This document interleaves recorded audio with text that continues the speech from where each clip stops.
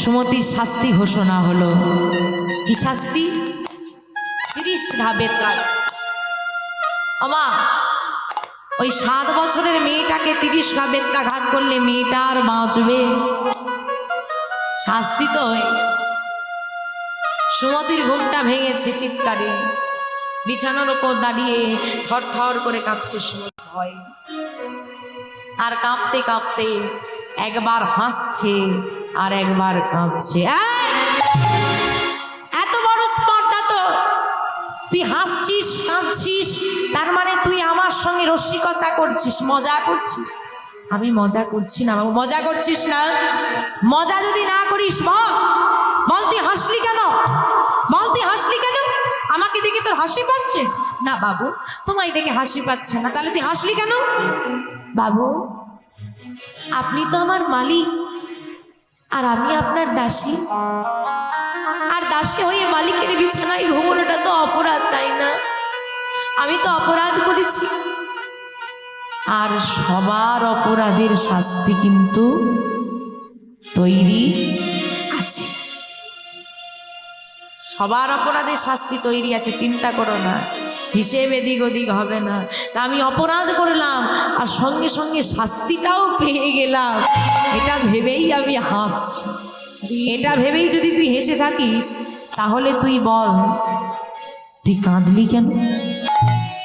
হাসলি কেন হলো? তাহলে তুই কাঁদলি কেন? বল তুই কাঁদলি কেন?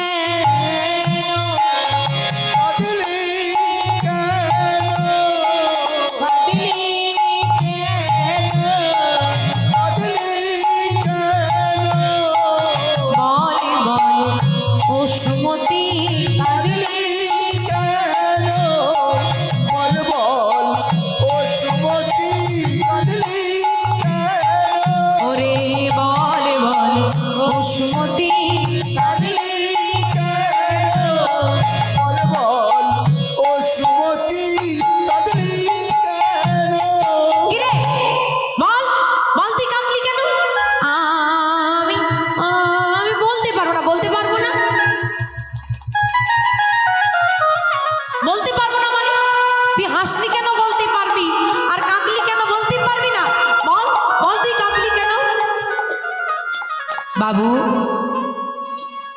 আমি যদি আমার কান্নার কারণটা বলে দিই তুমি আবার কেঁদে ফেলবে না তো? আমি কেন কাঁদতে যাব? আমি কাঁদবো না। বল তুই কাঁদলি কেন? বাবু আপনি আমার মালিক, আমি আপনার দাসী, আর দাসী হয়ে মালিকের বিছানায় 10 মিনিট ঘুমালাম বলে আমার 30 ঘা বেত্রাঘাতের শাস্তি হয়ে গেল। ভালোই হয়েছে। আচ্ছা বাবু আপনি তো আমার মালিক, আপনি কি জগতের সবার মালিক? না, আমি কেন সবার মালিক হতে যাব? আমারও মালিক আছে, গোবিন্দ সবার মালিক ওপরে বসে আছে। তাহলে বাবু এই সোনার পালঙ্কে আমি 10 মিনিট ঘুমালাম বলে আপনি আমার মালিক হয়ে যদি আমাকে 30 ঘা বেত্রাঘাতে শাস্তি দেন, আপনার মালিক ওপরে বসে আছে, আপনি আপনার এই এত বয়সে এই সোনার পালঙ্কে কতগুলো দিন ঘুমিয়েছেন, আপনার মালিক আপনার জন্য কত ঘা বেত্রাঘাত সাজিয়ে রেখেছে, এটা ভেবেই আমি কেঁদে ফেলেছি। তাই হরিবল হরিবল। মুহূর্তের মধ্যে লালা বাবুর চোখে জল নেমে এলো, থর করে দেহটা কাঁপতে শুরু করলো, বসে পড়লেন মাটির উপরে। কি সোনালি সুমতি, ওরে কি তুই সোনালি? আমার মালিক, হ্যাঁ আমার মালিক গোবিন্দ, তিনিও তো আমার জন্য শাস্তি তুলে রেখেছেন। ওরে সুমতি তুই আমার দাসী নয় রে মা, তুই আমার চেতনা ফিরিয়ে দিলি, আজ থেকে তোকে আমি নিজের মেয়ে রূপে স্বীকার করলাম। বল একবার আমাকে বাবা বলে ডাক। বাবু? না না না, বাবু নয়, বাবু নয়, বাবা বল, বাবা বল। বাবা? হ্যাঁ হ্যাঁ হ্যাঁ, আমি তোর বাবা আর তুই আমার মেয়ে, আর আমি তোর বাবা হয়ে এই তোর মাথায় হাত দিয়ে প্রতিজ্ঞা করলাম, না না ঘুমাবো না পালঙ্কেতে।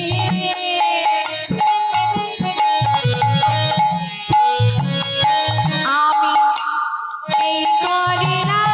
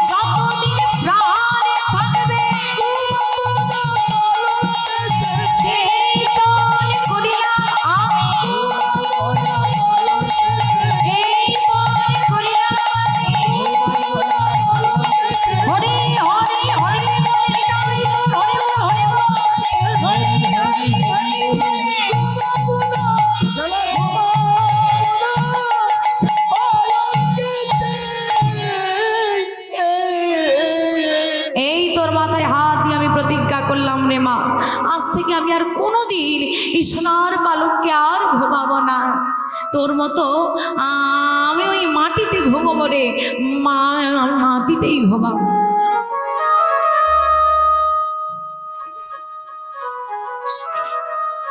ওমা লালাবাবু মাটিতে ঘুমানো শুরু করলেন। দিন দিন এতটাই উদাস হয়ে গেলেন লালাবাবু যে যিনি আর জমিদারির কোনো কাজই করেন না। একদিন স্ত্রী কি করেছে, লালাবাবুকে ধরে বলছে, হ্যাঁ গো কি হয়েছে তোমার, সারাদিন এমন উদাস হয়ে থাকলে হবে? তুমি যে জমিদার, তোমার কাঁধে অনেক দায়িত্ব, তোমাকে যেতে হবে কাচারি ঘরে, তোমাকে কাজ করতে হবে, কত হিসেব পড়ে আছে। যাও যাও যাও, আমি কি বলি শোনো, তুমি কাচারি ঘরে যাও, তুমি কাচারি ঘরে গিয়ে কাজ নিয়ে ব্যস্ত থাকো, দেখবে আস্তে আস্তে সব ঠিক হয়ে যাবে। তাই স্ত্রীর তাড়নায়, সংসারের তাড়নায় লালাবাবুর যাওয়ার ইচ্ছে নেই, তবুও তিনি চলেছেন আজকে কাচারি ঘরে। প্রহরীদেরকে বললেন, আজকে আমি আর পালকিতে যাব না, হাঁটতে হাঁটতে যাব। তাই হাঁটতে হাঁটতে লালাবাবু প্রহরীদেরকে নিয়ে এসেছেন কাচারি ঘরে। কাচারি ঘরে এসে হিসেবপত্র নিয়ে বসলেন, কিন্তু কিছুতেই হলো না। হিসেব করে কি হবে, কত জায়গা জমি আছে, এখন তার একটা হিসেবপত্র রাখতে হবে না।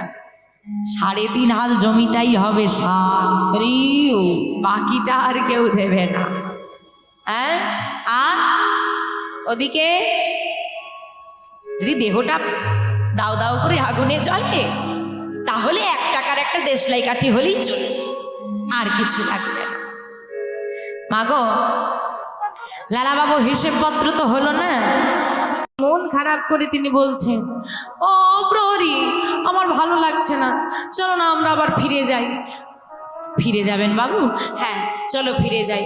লালাবাবু কি করলেন, প্রহরীদেরকে নিয়ে আবার ফিরে আসছেন। এদিকে বেলা গড়িয়ে গেছে, বিকেল গড়িয়ে যাচ্ছে, আর সুন্দর পরিবেশ। হ্যাঁ, হাঁটতে হাঁটতে তিনি আসছেন। এমন সময় পথের ধারে রজক কন্যা, রজক কাদেরকে বলা হয় বাবা? ধোপাদ। ধোপাদের একটা মেয়ে, 5 বছর বয়স, মিষ্টি দেখতে, আর সে তার মিষ্টি কণ্ঠস্বরে তার বাবাকে ডাকাডাকি করছে, বাবা, ও বাবা, বাবা,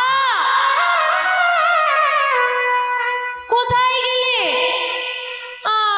ভালো লাগে না, কখন ধরে বাবাকে খুঁজছি, বাবা সাড়া দিচ্ছে না।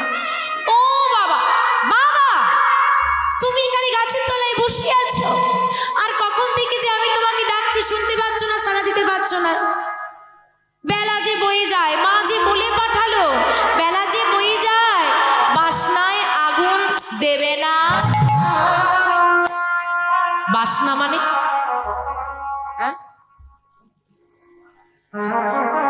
হ্যাঁ, কলা গাছের পাতা ঠিক নয় মা, কলা গাছের যে খসাটা, যেটা ছেড়ে ছেড়ে পড়ে যায় শুকনো হয়ে হয়ে না, ওই কলা গাছের পেটিটাকে বলা হচ্ছে বাসনা। এখন আমরা ঘরে জামা কাপড় পরিষ্কার করে নিই, তবে জামা কাপড় পরিষ্কার করলে কি দিয়ে করি? সার্ফ, সাবান ইত্যাদি ব্যবহার করি। তখনকার দিনে তো ছিল না, আজ থেকে 250 বছর আগে। ওই কলা গাছের পেটিটাকে নিয়ে এসে শুকনো করে, পুড়িয়ে, ছাই করে, ওই ছাইটা দিয়ে জামা কাপড় পরিষ্কার করা হতো। ধোপাদের কাজ কি? জামা কাপড় পরিষ্কার করা। তাই বাবাকে বলছে যে বাসনায় আগুন দাও, ছাইটা হলে তুমি জামা কাপড়টা পরিষ্কার হবে, এটা হচ্ছে মূল ভাব। তাই বলছে, বাবা বেলা যে বয়ে যায়, বাসনায় আগুন দেবে না, যার যেমন ভাব তার তেমন, যার যেমন ভাব থাকবে তার সেরকম লাভ হবে। কিরকম? এই যে আজকে এখানে মহতি হরিবাসন, হ্যাঁ, কীর্তন হচ্ছে, তো কেউ কেউ ভাবছে যাই একটু কীর্তন শুনে আসি, আবার কেউ ভাবছে মেয়েটাকে ফোনে দেখেছি, একবার সামনে থেকে দেখে আসি। ওই যে কিছুজন আসছে, একটু করে উঁকি মারছে, দেখছি আর চলে যাচ্ছে না, কীর্তন দেখা। আবার কেউ কেউ ভাবছে চপ্পলটা ছিঁড়ে গেছে কিনবো, ওখানে কীর্তন হচ্ছে, যাই যদি পাল্টে নেওয়া যায়। হয় না? তাহলে যার যেমন ভাব থাকবে তার সেরকম লাভ হবে। হরি বল, হরি বল। তো বাবা এইদিকে কথাটা হচ্ছে, বেলা যে বয়ে যায়, বাসনায় আগুন দেবে না। লালা বাবু শুনলেন বেলা যে বয়ে যায় বাসনায় আগুন দেবে না। বয়স তো হলো, আর কবে? এখনো গাড়ি আমার, বাড়ি আমার, ছেলে আমার, মেয়ে আমার। যদি সারা জীবন বললে সংসার আমার, বলবে কবে হে গোবিন্দ তুমি আমার, হে গোবিন্দ তুমি আমার বলারও তো সময়ের প্রয়োজন আছে। তাকিয়ে দেখো বেলা বয়ে যা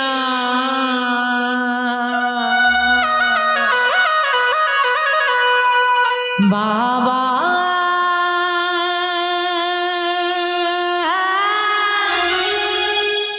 বেলা বয়ে যা।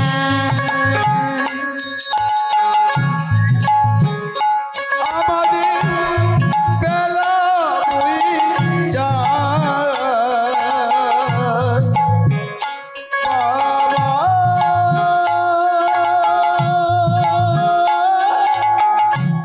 বেলা বয়ে যায়, বেলা বয়ে যায় বাবা,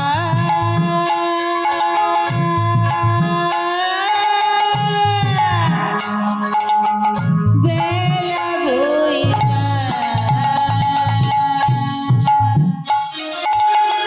সেই দেখা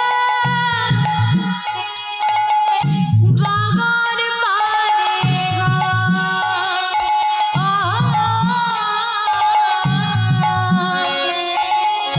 যে দেখো একবার গগন পানে গো,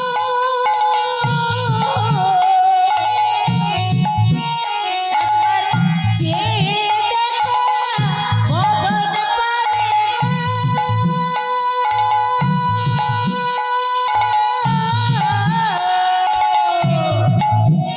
বাবা রবি ডুবে যায়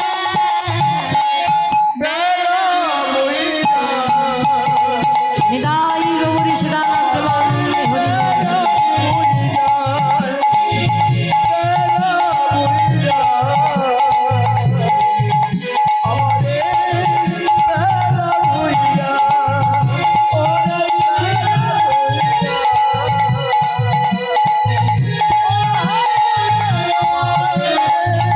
ওরে বেলা বয়ে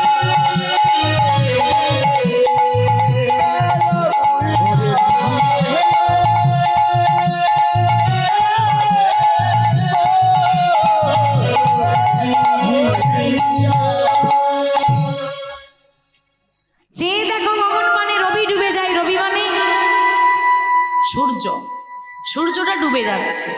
কোন সূর্য? আমাদের আয়ু সূর্য ধীরে ধীরে ডুবছে। যেদিন সম্পূর্ণ ডুবে গিয়ে অন্ধকার নেমে আসবে, সেদিন চাইলেও আমরা আর কিছুই করতে পারবো না। কীর্তনিয়া বলেছে রোজ হরিনাম করতে, করবে তো? হয়, বাহ, যার হয় খুব ভালো। আর যারা করে না তারা চিন্তা করছে করব, তাহলে আজকে যখন কীর্তন শুনে এসেছি তাহলে কাল থেকে করব। হ্যাঁ, এইবার আরে কাল থেকে কি করব? আমাদের পরশুদিন একটা বিয়ে বাড়ি আছে না, কালকে সন্ধ্যাবেলা একটু মার্কেটে যেতে হবে, তাহলে কালকে দিনটা বাদ দা, কাল থেকে করব। তো পরের দিন বলছে বিয়ে বাড়ি যাব কি করে করব, তা আজ থেকে বাদ দা, কাল থেকে করব। পরের দিন বলছে আরে আজকে সিরিয়ালে ভালো সিনটা দিয়েছে, আজকে দিনটা দেখে নি, আজকে দিনটা বাচ্চা, কাল থেকে করব। হ্যাঁ, পরের দিন বলছে বলে আজকে একটু শীতকাল পড়ে গেছে, এবার ফিস্টের সময়, এরা আজকে ফিস্ট আছে, একটু ফিস্টটা করে নি। হ্যাঁ, কাল থেকে করব। কাল কাল কাল কাল করতে করতে মৃত্যু হয়ে গেছে। সেখানে গিয়ে যখন প্রশ্ন করা হচ্ছে, হ্যাঁ গো, হাতা উল্টে পাল্টে দেখা হচ্ছে, চিত্রগুপ্ত কি গো দেখো, বলে দেখলাম কোনোদিন সারা জীবনে হরিনাম করেনি। কি গো হরিনাম করনি কোনোদিন? বলে বলেছিলাম তো কাল থেকে করব, আজকে মরে গেলে করবোটা কি করে নি। তাই ওই কালই থেকে যাবে, কাল আর আজ হবে না। আজ আছি, এখন আছি, এখন করো। কারণ সুন্দর করে বাড়িতে যাবে, খাওয়া দাওয়া করবে, ঘুমিয়ে পড়বে। যদি ঘুম ভাঙে সকাল, আর না ভাঙলে পরকাল। হ্যাঁ, তাই মনে রাখবে, আমরা আজ আছি, কাল নাও থাকতে পারি। এই দেহটার কোনো দাম নেই। সবাইকে বিশ্বাস করবে, বিশ্বাস করবে না কেবল নিজের নিঃশ্বাসকে। ও এই আছে, এই নেই। এই খাঁচার ভেতর, খাঁচা কোনটা? দেহটা। পাখি আত্মা। এই দেখুন খাঁচার ভেতরে পাখিটা বসে আছে। বাবা কি সুন্দর খাঁচাটাকে পরিষ্কার করে ওখানে সাজিয়ে রেখেছে।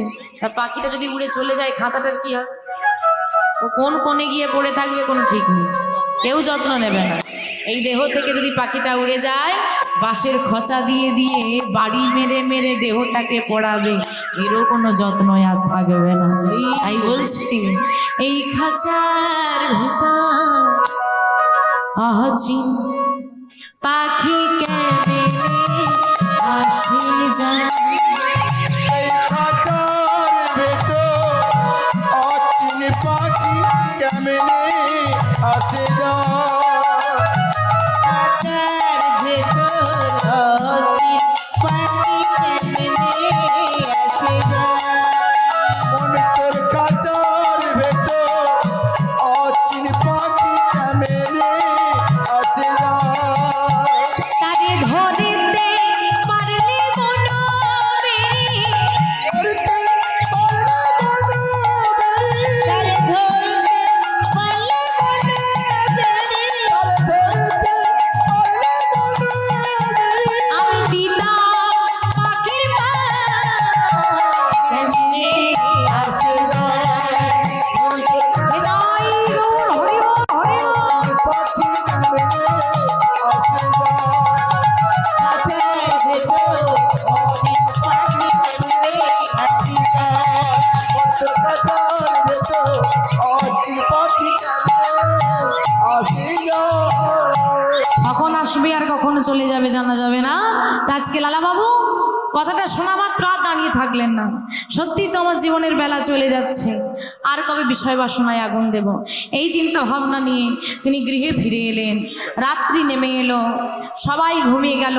যেই না সমগ্র জমিদারি বাড়ি ঘুমিয়ে গেছে, লালাবাবু আর ঘুমোলেন না। একটাই চিন্তা, যে বিষয় বাসনায় আমাকে আগুন দিতে হবে, কারণ বিষয় বাসনায় আগুন না দিলে গোবিন্দ ভজন সাধন হয় না। আমার জীবনের বেলা চলে যাচ্ছে, তাই আর কবে আমি ভজন সাধন করব। এই চিন্তা ভাবনা করে মধ্যরাত্রে এলেন কার কাছে? সুমতির কাছে। কারণ যখন তুমি বৃন্দাবন যাবে, কারণ না কারো অনুমতি দিতে হয়, আমরা গুরুর অনুমতি নিই। এদিকে লালাবাবুর চেতনা ফিরিয়ে দিয়েছে সুমতি, তাই সুমতির কাছে এসে বলছে, সুমতি, সুমতি, সুমতি কে?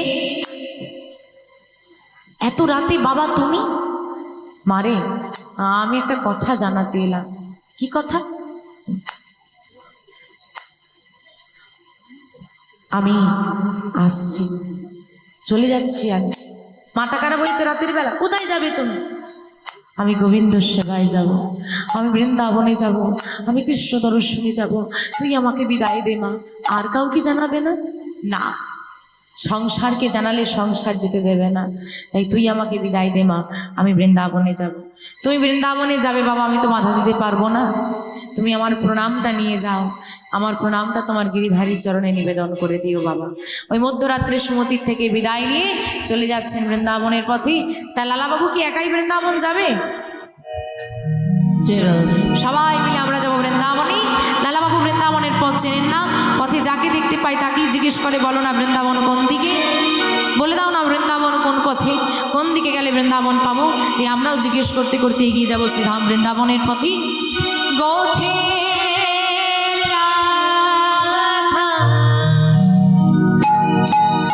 একটু উলুধ্বনি, উলুধ্বনি, উলুধ্বনি বলে দে না, বলে বলে কোথায় বৃন্দাবন, যেথায় আছে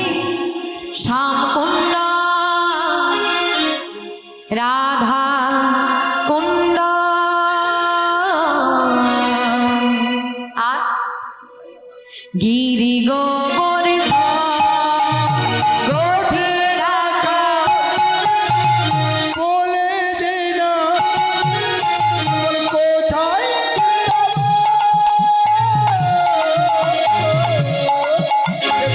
শ্যাম কুণ্ড রাজা কুণ্ড গিরি গোবর্ধন গোঠে রাখা বলে দে না কোথায় শ্যাম কুণ্ড রাধা কুণ্ড গিরি গোবর্ধন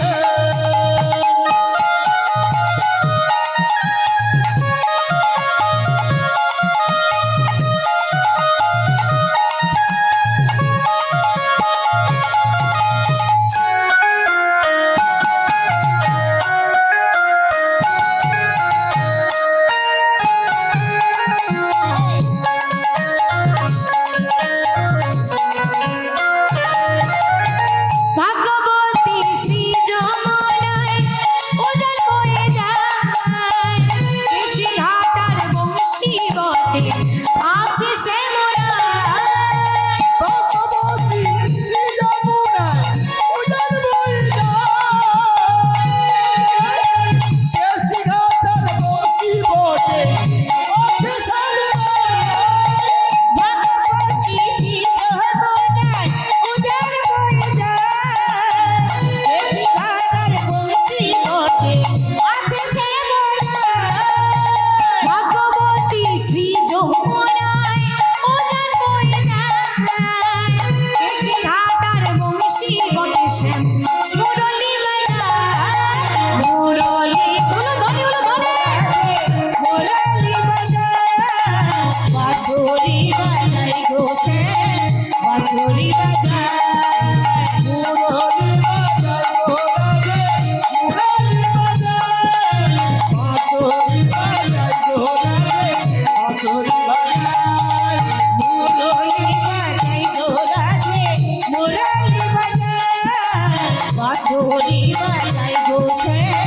বাঁশরি বাজায় গোঠে রাখা বলে দে না কোথায় শ্যাম কুণ্ড রাধা কুণ্ড গিরি গোবর্ধন হরি বল ও মা বড়দের থেকে ছোটরা শেখে না ছোটদের থেকে বড়রা শেখে গো বড়দের থেকে ছোটরা শেখে এখানে ওটা ওটা ব্যতিক্রমী বেশিরভাগ সাধারণত যেটা হয় বড়দের থেকে ছোটরা শেখে তাই এখানে ঠাম্মারা দাদুরা মায়েরা বাবারা সবাই বড় আমি ছোট তো বড়দের থেকে ছোটরা শেখে বড়রা যদি বসে বসে এইরকম করে আমি কি করব এখন আমার কোনো অসুবিধে নেই হ্যাঁ আমার কোনো অসুবিধে নেই প্রতিদিন চলছে তো দেখো যদি আমাকে কেউ বলে তুমি দাঁড়িয়ে দাঁড়িয়ে শুধু এইরকম করো তাহলেই হবে আমার থেকে বেশি খুশি আর কেউ হবে না। সব দোকানে বিক্রি না হলে লস হয় একটা দোকানে বিক্রি না হলে লাভ হয় কোন দোকান রেশন দোকান ওই দোকানটা আমাদের যত কম মানুষ নেবে তত আমাদের লাভ আছে হরি বল ওমা কষ্ট কম করতে হবে তাই তো এবার তোমরা দেখো তোমরা কি করবে যদি সবাই মিলে বাহু তুলে ধনী দেয় তাহলে আমাদেরও উঠবে তাহলে আমরা তো দাঁড়িয়ে দাঁড়িয়ে আছি এই তো গোঠে রাখাল বলে কোথায় শ্যাম কুণ্ড রাধা কুণ্ড গিরি হরি বল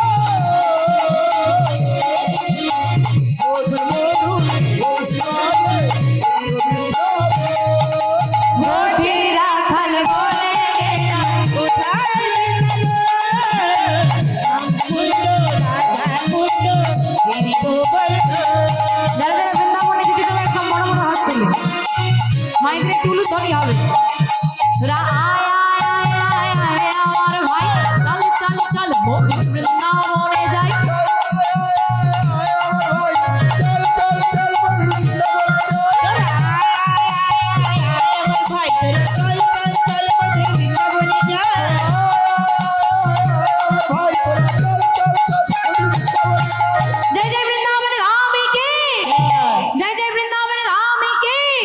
সবাই বৃন্দাবনে এসেছো? তা কাকে খুঁজতে এলে? কৃষ্ণকে। আজকে লালাবাবু কৃষ্ণকে খুঁজতে আসছেন, তো আমরাও কৃষ্ণকে খুঁজতে বৃন্দাবনে এলাম। কাউকে খুঁজতে হলে কি করতে হয়?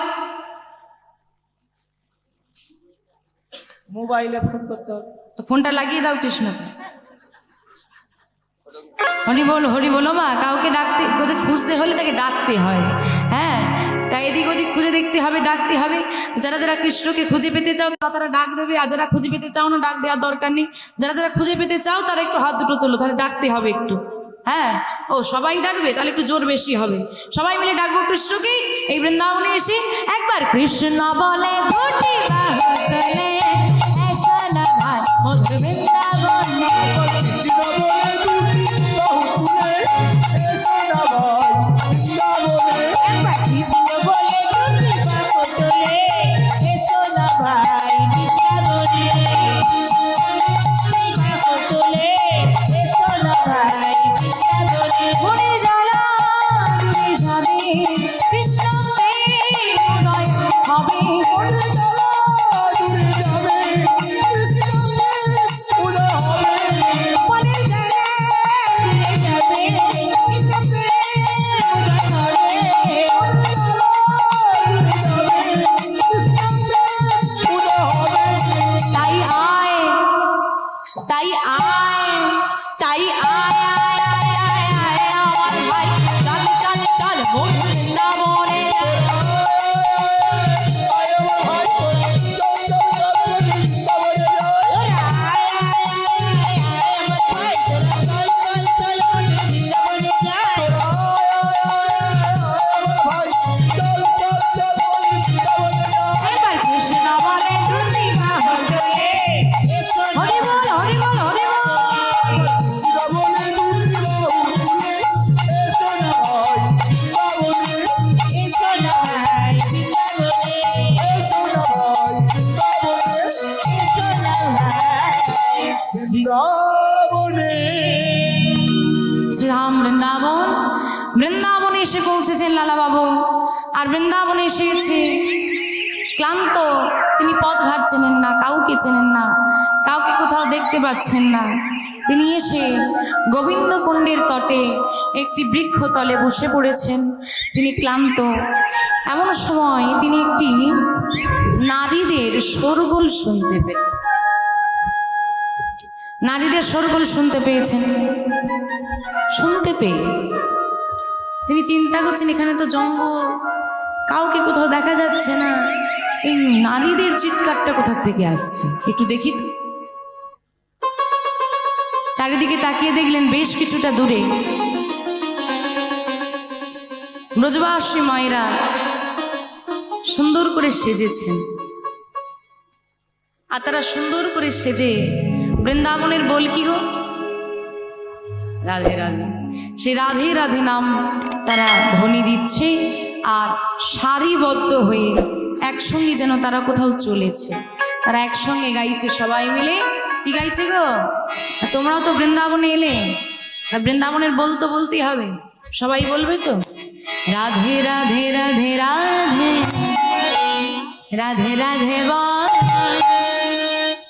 রাধে রাধে রাধে রাধে রাধে রাধে বল।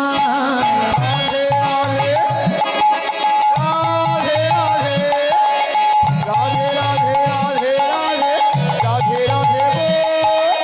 রাধে রাধে রাধে রাধে রাধে রাধে বল। রাধে রাধে রাধে রাধে রাধে রাধে রাধে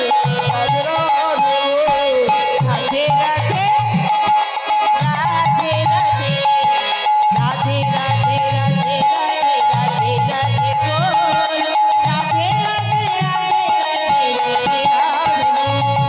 রাধে রাধে রাধে।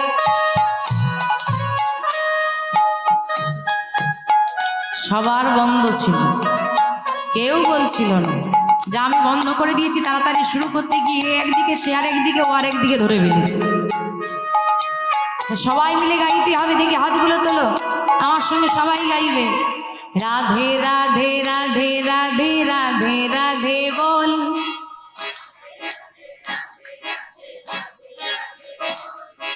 রাধে রাধে রাধে রাধে রাধে রাধে বল, রাধে রাধে রাধে রাধে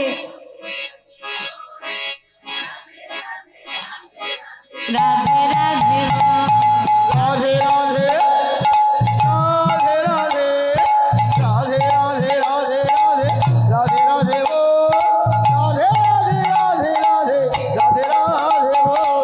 রাধে রাধে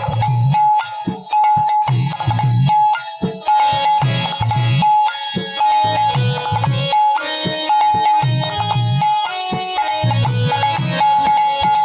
রাধে বল, রাধে রাধে রাধে রাধে রাধে রাধে বল। রাধে রাধে বল বল, রাধে রাধে বল, রাধে রাধে বল, রাধে রাধে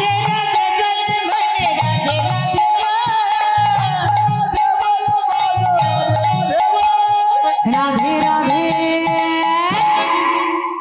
রাধে রাধে রাধে রাধে রাধে রাধে রাধে রাধে বল। রাধে রাধে রাধে রাধে তাই নূর প্রাণ হরি বল।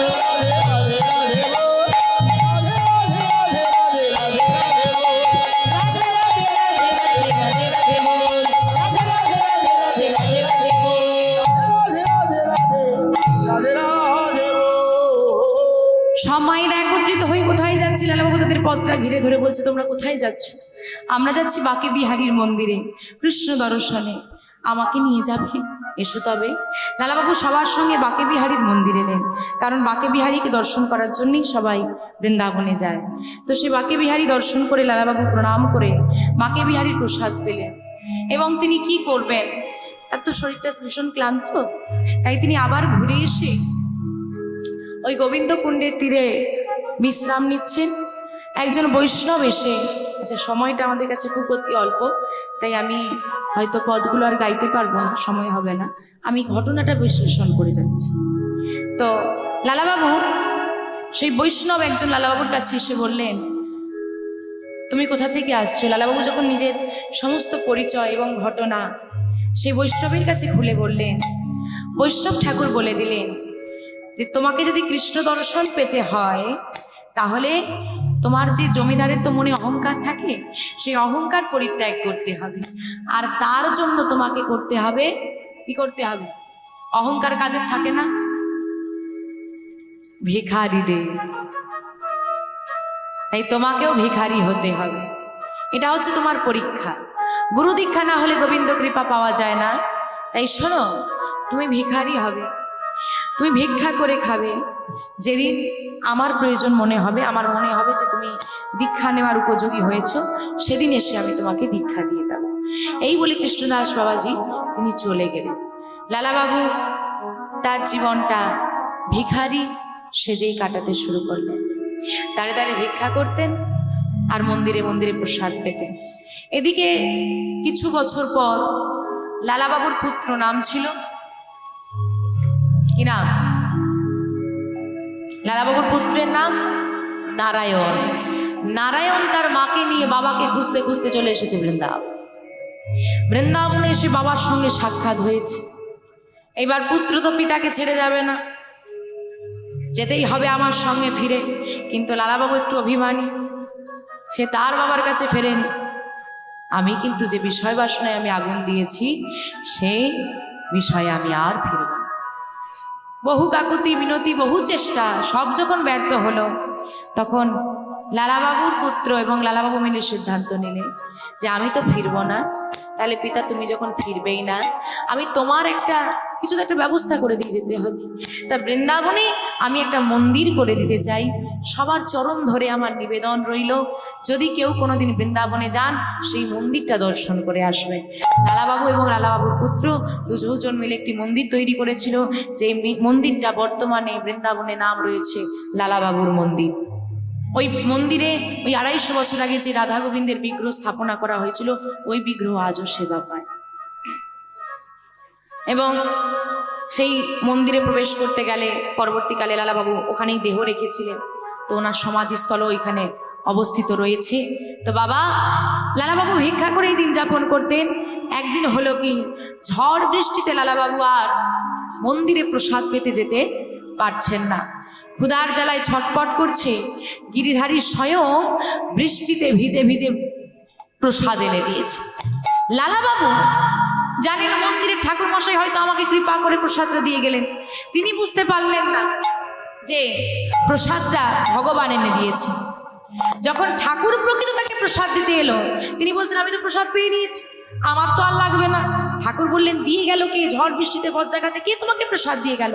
তখন পাত্রটা তিনি বের করে দিয়েছেন, এই দেখুন আপনার মন্দিরের পাত্র, আপনি আমাকে প্রসাদ দিয়ে গেছেন। ঠাকুর তখন বুঝিয়ে দিলেন আমি নই, গিরিধারী তোমার জন্য প্রসাদ এনেছি। তখন গিয়ে লালাবাবু গুরুদেবের চরণে আছাড় খেয়ে গিয়ে বললেন, হে গুরুদেব, এ আমার কি হলো? যার জন্য আমি ভিখারি হলাম সে আমার কাছে এসেও চলে গেল, এটা কেন হলো? ভগবান আসে দেখা দেওয়ার জন্য, এসে চলে গেল কেন? গুরুদেব বলে দিল, ভুলে যেও না তোমার এখনো দীক্ষা হয়নি, দীক্ষা না হলে গোবিন্দ দর্শন হয় না। কেন দীক্ষা হলো না গুরুদেব আমার? আপনি কেন আমাকে দীক্ষা দিলেন না? দীক্ষা তোমাকে এই কারণেই দিইনি, কারণ তুমি তোমার মনের মধ্যে এখনো অহংকার সম্পূর্ণ যায়। কেন? আমি ভিখারি সাজলাম, দাঁড়ে দাঁড়ে ভিক্ষা করলাম, তারপরেও বলছেন আপনার আমার মনে অহংকার। হ্যাঁ, অহংকার আছে।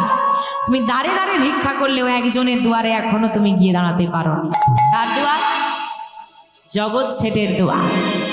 লালাবাবু বলে উঠলেন, যে আমার নামে মামলা করেছে, বেঁচে থাকতে আমি কোনোদিন তার দরজায় যাব না। লালাবাবুকে বলে উঠলেন, তার মানে তুমি এখনো জমিদার আছো? তুমি তো ভিখারি হয়ে গেছো, ভিখারি জমিয়ে এলো কোথা থেকে যে মামলা হোক? তার মানে সেই মামলা তুমি মনের মধ্যে করে বহন করে আনছো, আজও তোমার মনের মধ্যে জমিদারি আছে। জগৎ শেঠের দুয়ারে ভিক্ষা না করলে তোমার দীক্ষা হবে না, যতদিন না দীক্ষা হবে ততদিন গোবিন্দ দর্শন হবে না। লালাবাবুর অভিমান ভাঙলো, সত্যিই তো আমি ভিখারি হয়েছি, আমার তো অহংকার ঠিক নয়। জগৎ শেঠের দুয়ারে লালাবাবু ভিক্ষা করতে গেলেন। এদিকে জগৎ শেঠ লালাবাবুকে দেখে তাচ্ছিল্য করছে, হ্যাঁ ভিখারি হলো কবে? কিন্তু জগৎ শেঠের কাছে কাঁদতে কাঁদতে লালাবাবু বলে উঠলেন, আমি ভিখারি হয়েছি, ভিক্ষা করতে এসেছি আমি। কেন জানো? আমি যে কৃষ্ণ দাস হয়েছি, আর জমিদার নেই আমি তো দাস। যে আমার প্রকৃত মালিক তার দাসত্ব আমি বরণ করেছি। জগৎ শেঠ লালাবাবুকে জড়িয়ে ধরে বললেন, বন্ধু তুমি যদি দাস হও আমি কি জমিদার হতে পারি? তাহলে ভিক্ষা দাও, ভিক্ষা দাও বন্ধু আমাকে। তুমি তোমার দ্বারে ভিক্ষা না পেলে আমার দীক্ষা হবে না। বেশ, জগৎ শেঠ এক মুষ্টি ভিক্ষা লালাবাবুর আঁচলে দিলেন। শুধু ভিক্ষা দিলেন না, ওই দিনই জমিদারি পরিত্যাগ করে জগৎ শেঠ হয়ে গেল বৃন্দাবনের ভিখারি। লালাবাবু জগৎ শেঠ দুজনে ভিখারি হলো। দুজনে এসে দাঁড়িয়েছে গুরুদেবের কাছে। গুরুদেব বলছে, এবার বুঝতে পারছো কেন বলেছিলাম জগৎ শেঠের দুয়ারে যাও, এসো তোমাদের দুজনের দীক্ষা হবে। দুজনের দীক্ষা হলো। লালাবাবু এরপর থেকে কি করতেন? আর ভিক্ষা করতেন। ওই যে মন্দির আছে, লালাবাবুর মন্দির ছেলে করে দিয়ে গেল, ওই মন্দিরে রাধা গোবিন্দকে নিজে হাতে সেবা দিতেন। তার বার্ধক্যকাল যেমন সবার আসে, ওনারও এসেছিলেন। ওনার মনে হয়েছিল যখন আমার অল্প বয়স ছিল, আমি ভজন সাধন ভালো করে করতে পারতাম, তখন যখন গোবিন্দ আমাকে দেখা দেয়নি, এখন তো বয়স হয়ে গেছে, ভজন সাধন করতে পারি না। বৃদ্ধ হলে কি ভজন সাধন করা যায়? করা যায় না, করতে পারি না। আমার মনে হয় আর দর্শন হবে না, তাই এই প্রাণ আমি যমুনার জলে পরিত্যাগ করে দেব। মধ্যরাত্রে লালাবাবু সবাইকে পরিত্যাগ করে গোবিন্দ চরণে নয়নের বাড়ি পরিশন করে প্রাণ ত্যাগ করবেন বলে যমুনার জলে ঝাঁপ দিলেন। যমুনার জলে ঝাঁপ দিয়ে যেই না প্রাণ পরিত্যাগ করবে, যমুনার কুল আলো করে গোবিন্দ এসে লালাবাবুকে আকল দান করলেন। নিতাই গৌর হরি হরি হরি। যেই না লালাবাবুকে কোল দান করেছে, লালাবাবুকে কাঁদতে কাঁদতে বলছে, তুমি গিরিধারী এসেছো? এসেছি তো লালা। ভক্ত বিপদে পড়লে ভগবান কি না এসে পারে গো? বলো লালা তুমি কি চাও? যেটা চেয়েছিলাম সেটা আমি পেয়ে গেছি। আমি তো চেয়েছিলাম তোমার দর্শন, আর আমি কিচ্ছু চাই না। কিন্তু লালা আমি যে তোমাকে কিছু দিতে চাই, দিতেই যদি হয় এই কৃপা করো, এই আশীর্বাদ করো, জন্ম জন্ম যেন তোমার চরণের দাস হয়ে আমি থাকতে পারি। তাই গৌর হরি বল। আজকে ভক্ত ভগবানের কথা আমরা আস্বাদন করলাম। আমাদেরও গোবিন্দ চরণে সবার নিবেদন থাকবে, হে গোবিন্দ, যেন জন্ম জন্ম তোমার চরণে দাস হয়ে আমরা থাকতে পারি, এই কৃপা করো। আজকে ভগবান ভক্তকে আলিঙ্গন করলেন, আসুন সে ভক্ত ভগবানের যুগল আমরা দর্শন করি।